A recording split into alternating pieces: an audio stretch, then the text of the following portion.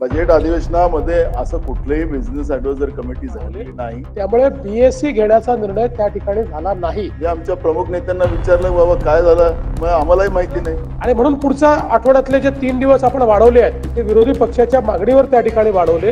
पण मग अंतिम आठवडा प्रस्ताव मुख्यमंत्री महोदय कधी येतो? त्यांनी आम्हाला थोडीशी माहिती द्यावी की नेमकं काय चाललंय या कामकाजात. मूळ इन्फॉर्मेशनच चुकीची आहे. 27 पर्यंत कार्यक्रम कधीच दिला नाही. हो बाबा हो, आज गुरुवार आहे. बरं चला, हे संविधानाच्या गौरवावर चर्चा व्हावी. मग 20 तारखेपर्यंत आहोत, तर मग 27 पर्यंत कामकाजाचं पहिलेच कसं अंतिम आठवडा प्रस्ताव आला. नाना भाऊ, तुम्ही काय करतात? तुम्ही बैठकीला उपस्थित राहत नाही. अध्यक्ष म्हणून तुम्ही महाराष्ट्रभर फिरता, ज्या बैठकीत उपस्थित राहायचं तिथे राहत नाही आणि नंतर प्रश्न उपस्थित करता. शासनाचं बजेटचं काम संपलं, जनतेचे प्रश्न बाजूला राहायचेत का? अध्यक्ष महाराज, माननीय मुख्यमंत्री पण आज सभागृहाचे नेते इथं उपस्थित आहेत. अध्यक्ष महाराज, आज अंतिम आठवडा प्रस्ताव आलेला आहे आणि आपल्या विधिमंडळाच्या कामकाजामध्ये एक गोष्ट असे अध्यक्ष महाराज की बीएससी होते, बिझनेस ऍडव्हायझरी कमिटीची मीटिंग होते आणि ही कमिटीचं मीटिंग झाले की संसदीय मंत्री आपल्याला या ठिकाणी माहिती देते सभागृहाला. अध्यक्ष महाराज, या बजेट अधिवेशनामध्ये असं कुठलेही बिझनेस ऍडव्हायझर कमिटी झालेली नाही आणि अंतिम आठवडा प्रस्ताव आला. मी आमच्या प्रमुख नेत्यांना विचारलं बाबा काय झालं, मग आम्हालाही माहिती नाही. तर मला थोडस, आपण तर आता अध्यक्ष नाही आहेत पण सभागृहाचे नेते आहेत, त्यांनी आम्हाला थोडीशी माहिती द्यावी की नेमकं काय चाललंय या कामकाजात. आज अंतिम आठवडा प्रस्ताव आलेला आहे. बीएससी झालेली नाही. सुधीर भाऊ, तुम्ही आलात, बरं झालं. कायद्याचे आपण काढू पुस्तक आता. पण अध्यक्ष महाराज, आपल्या आतापर्यंत असं होत होतं की आपण बीएससी घ्यायचो आणि बीएससीच्या याच्यामध्ये ठरवायचं आणि मग ठरवल्यानंतर मग आपले संसदीय मंत्री येऊन सांगायचे की असं असं कामकाज झालेलं आहे आणि मग त्याला आपण मताने निर्णय घ्यायचा. पण यावेळेस कुठलंही बीएससी झालेली नाही. अंतिम आठवडा प्रस्ताव येऊन गेला, आम्हालाच कळायला कारण नाही की नेमकं कामकाज काय चाललेलं आहे. ना भाऊ, आपण जी अधिवेशन पूर्वी बीएससी झाली त्याला उपस्थित होतात, मला वाटतं की नव्हतं आपण, म्हणून हा तुम्हाला, आपण जर अधिवेशनापूर्वीच्या बीएससी तसं ठरवलं की पुन्हा बीएससी घ्यायची तरच आपण बीएससी घेतो, नाही तर पुन्हा बीएससी घेत नाही.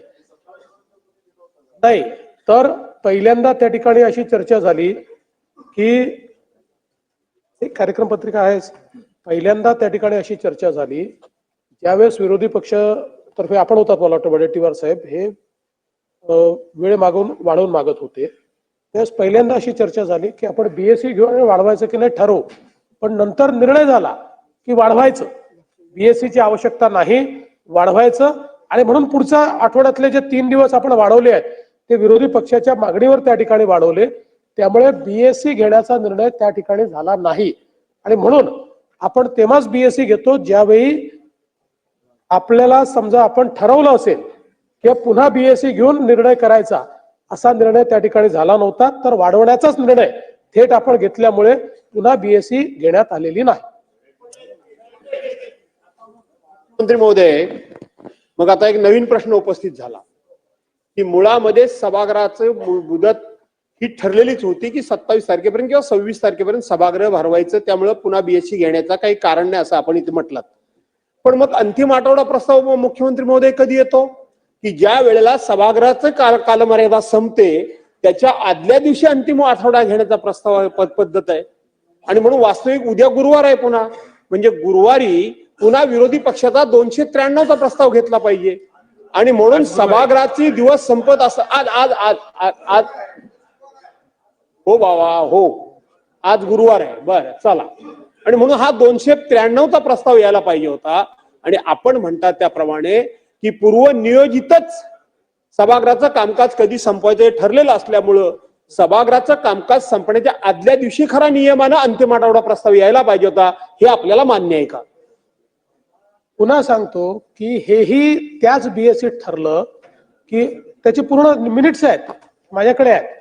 त्याच बीएससी ठरलं की अंतिम आठवडा प्रस्ताव आज आणायचा. याचं कारण आपल्याला शेवटचे 2 दिवस संविधानाची चर्चा घ्यायची होती, त्यामुळे अंतिम आठवडा प्रस्तावावर नीट चर्चा होऊन त्याचं उत्तर यावं आणि नंतर क्लीनली आपली चर्चा ही संविधानावर व्हावी, म्हणजे संविधानाच्या गौरवावर चर्चा व्हावी, या दृष्टीनं त्याच बीएससी तसं ठरलं होतं. त्यामुळे कुठेही बीएससी ठरलं त्यापेक्षा वेगळं आपण काहीच करत नाहीये. हे जे काही ठरलेलं आहे त्याचे मिनिट्स या ठिकाणी आहेत, त्याचा कार्यक्रम आपण पब्लिश केलेला आहे, त्याप्रमाणेच हे होत आहे. लक्षवेधी क्रमांक 3. अध्यक्ष महोदय, लक्षवेधी क्रमांक 3. अध्यक्ष दिलाय ना महोदय, तुम्हाला वेळ. लक्षवेधी क्रमांक 3. वितरित केल्याप्रमाणे बोलायला अध्यक्ष दिलं नाही महोदय, ना. मला संरक्षण द्या. नको, नाना भाऊ बोलते मी. अध्यक्ष महाराज 27 तारखेपर्यंत आम्हाला 27 तारखेपर्यंतचं कामकाज मिळालं होतं. अध्यक्ष महाराज, आम्हाला जेव्हा 27 पर्यंतचं कामकाज मिळालं, आज आपण आहोत 20 तारखेला. अध्यक्ष महाराज, 20 तारखेपर्यंत आम्ही आहोत, मग 20 तारखेपर्यंत आहोत, तर मग 27 पर्यंत कामकाजाचं पहिलेच कसं अंतिम आठवडा प्रस्ताव आला, हा एक प्रश्न आहे. अध्यक्ष महाराज, आज अध्यक्ष महाराज, दुसरा महत्वाचा मुद्दा असा आहे की काल पण तुम्ही सभागृह तहकूब केलं. अध्यक्ष महाराज, आमच्या 293 प्रस्ताव अजून तसेच पडलेले आहेत. शासनाचं बजेटचं काम संपलं आणि जनतेचे प्रश्न बाजूला राहायचेत का? मला थोडस याच्यावर गांभीर्याने मुख्यमंत्री महोदय, ची मूळ इन्फॉर्मेशनच चुकीची आहे. 27 पर्यंत कार्यक्रम कधीच दिला नाही. 26. हा कार्यक्रम माझ्या हातामध्ये आहे 26 पर्यंत. नानाभाऊ, तुम्ही काय करतात? तुम्ही आता आहे ना 26 पर्यंत. तुम्ही बैठकीला उपस्थित राहत नाही. अध्यक्ष म्हणून तुम्ही महाराष्ट्रभर फिरता, ज्या बैठकीत उपस्थित राहायचं तिथे राहत नाही आणि नंतर प्रश्न उपस्थित करता. हे सगळं नीट नानाभाऊ, जे ठरलं त्याप्रमाणेच कामकाज चाललेलं आहे. कुठेही कामकाज वेगळ्या पद्धतीनं चाललेलं नाही. हो आहे ना, दिलं ना कामकाज, दिलंय ना तुम्हाला, बघा ना 26 पर्यंत कामकाज आहे. अरे म्हणूनच बाबा, म्हणूनच अंतिम आठवडा प्रस्ताव आधी घ्यायचा ठरला, कारण शेवटचे 2 दिवस हे संविधान गौरव चर्चेचे दिले आपण, आणि म्हणून त्याच्या आधी अंतिम आठवडा प्रस्ताव संपला पाहिजे उत्तरासहित, म्हणून आपण अंतिम आठवडा प्रस्ताव आज घेतलेला आहे. लक्षवेधी क्रमांक 3. एक त्याच्या आधी एक निवेदन करून घेतो. एक छोटं निवेदन आहे. नानाभाऊ नव्हते ना, ते आपलं अध्यक्ष म्हणून महाराष्ट्र फिरत होते, सल्लागार समितीला आलेच नाही. तेव्हा होते ना पण तुम्ही अध्यक्ष. एक निवेदन आहे. निवेदन. महाराष्ट्र भूषण पुरस्कार हा राज्याचा सर्वोच्च नागरी पुरस्कार महाराष्ट्र शासनामार्फत दरवर्षी देण्यात येतो. या पुरस्काराचे स्वरूप रक्कम रुपये 25 लक्ष, मानपत्र, मानचिन्ह व शाल असे आहे. दिनांक 12 मार्च 2025 रोजी महाराष्ट्र राज्याचा सर्वोच्च पुरस्कार देण्याबाबत मुख्यमंत्री यांच्या अध्यक्षतेखाली झालेल्या निवड समितीच्या बैठकीमध्ये महाराष्ट्र भूषण 2024 पुरस्काराकरता श्री राम सुतार, ज्येष्ठ शिल्पकार यांच्या नावास सर्वानुमते मान्यता देण्यात आली आहे.